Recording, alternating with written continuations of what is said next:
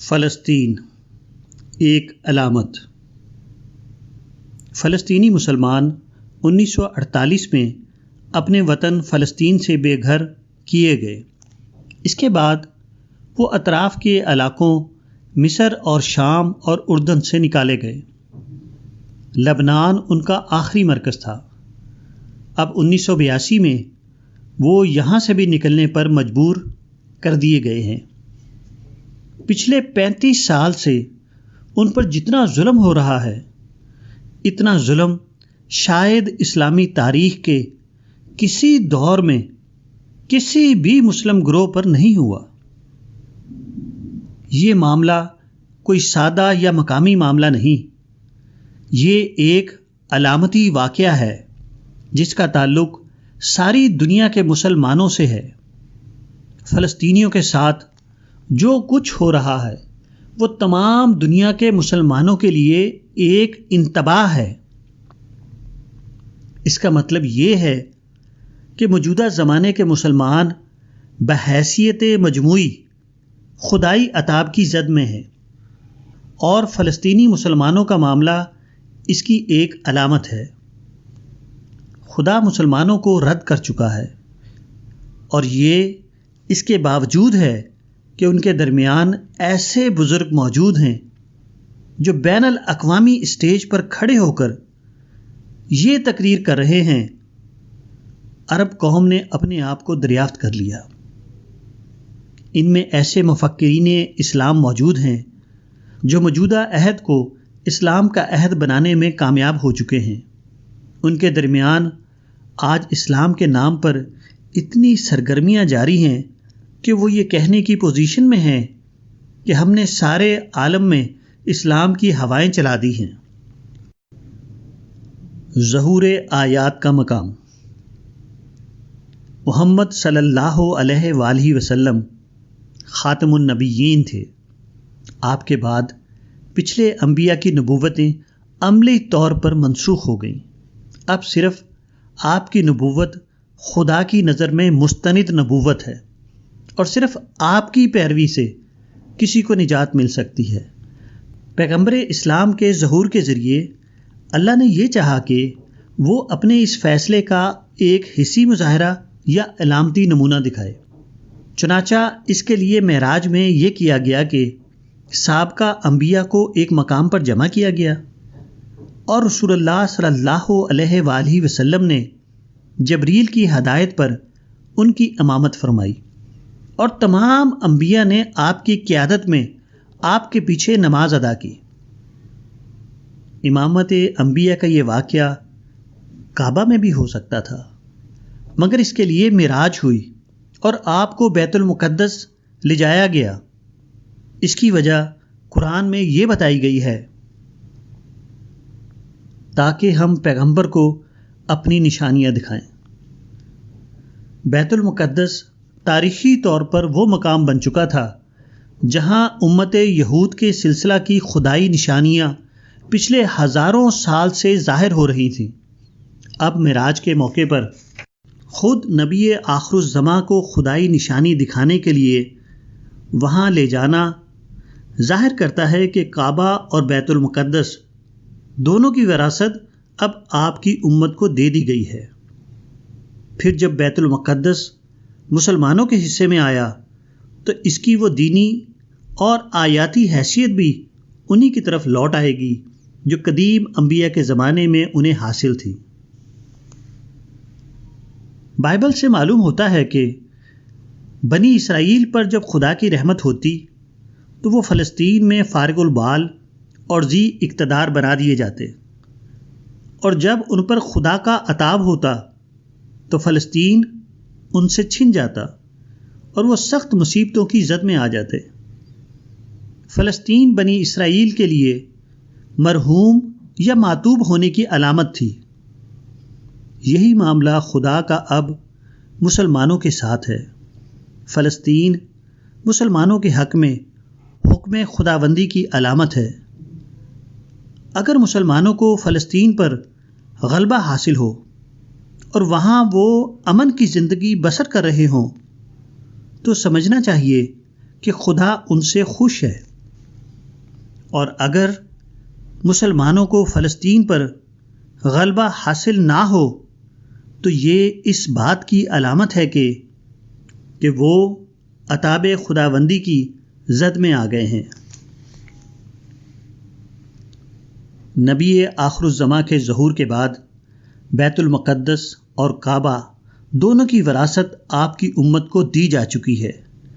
اس اعتبار سے امت مسلمہ کے بارے میں مرحومیت یا معتوبیت کا اظہار کعبہ کی سطح پر بھی ہو سکتا تھا، مگر کعبہ دین محفوظ کا قبلہ اور اس کا قیامت تک کے لیے مرکز ہے، اس لیے اس کو تخریبی فتنوں سے بچانا بھی ضروری ہے۔ کعبہ محفوظ نہ رہے تو دین کی محفوظیت بھی خطرے میں پڑ جائے گی۔ اس بنا پر ضروری ہوا کہ امت مسلمہ کے بارے میں آیات رحمت یا آیات غیر رحمت کے ظہور کے لیے بیت المقدس کو بدستور اپنی سابقہ حیثیت پر باقی رکھا جائے۔ فلسطین کے مسلمانوں کے ساتھ جو کچھ ہو رہا ہے اس کو امریکہ اور اسرائیل کی جارحیت سمجھنا خدا کی سنت سے بے خبری کا ثبوت ہے۔ یہ دراصل خدا کا وہ معاملہ ہے جو وہ حاملین کتاب کے ساتھ اس وقت کرتا ہے جب کہ وہ حامل کتاب ہونے کی ذمہ داری کو ادا نہ کر رہے ہوں۔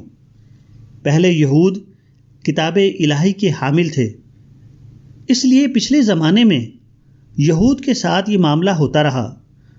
اب مسلمان کتاب الہی کے حامل ہیں، اس لیے اب خدا کا وہ معاملہ فلسطین کے مسلمانوں کے ساتھ ہوگا جو پہلے فلسطین کے یہود کے ساتھ کیا جا رہا تھا۔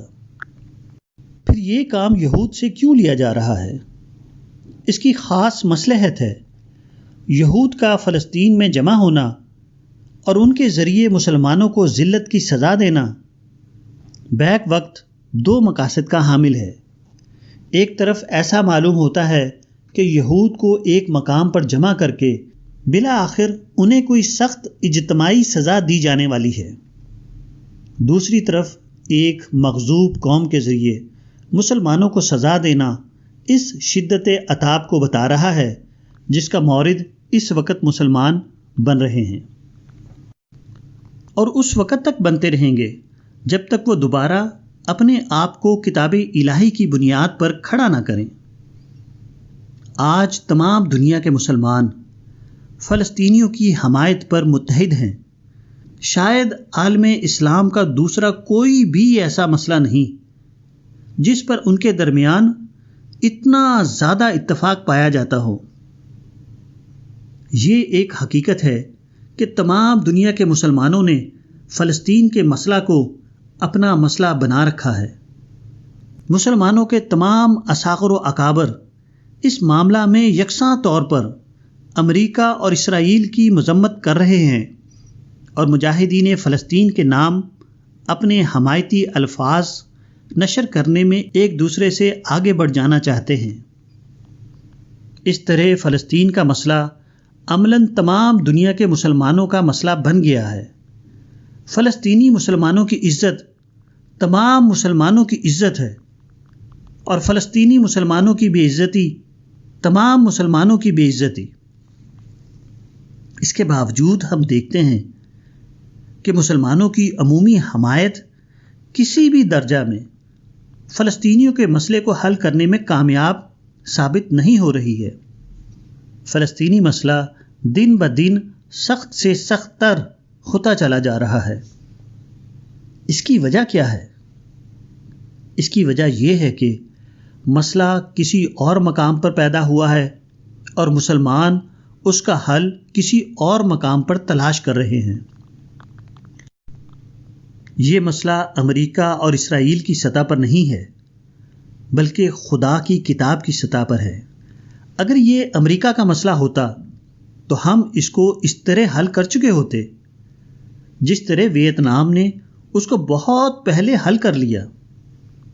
خدا کی کتاب کے ساتھ غفلت اور بے انصافی نے یہ مسئلہ پیدا کیا ہے اور خدا کی کتاب کے ساتھ غفلت اور بے انصافی کو ختم کر کے ہی یہ مسئلہ دوبارہ ختم ہو سکتا ہے۔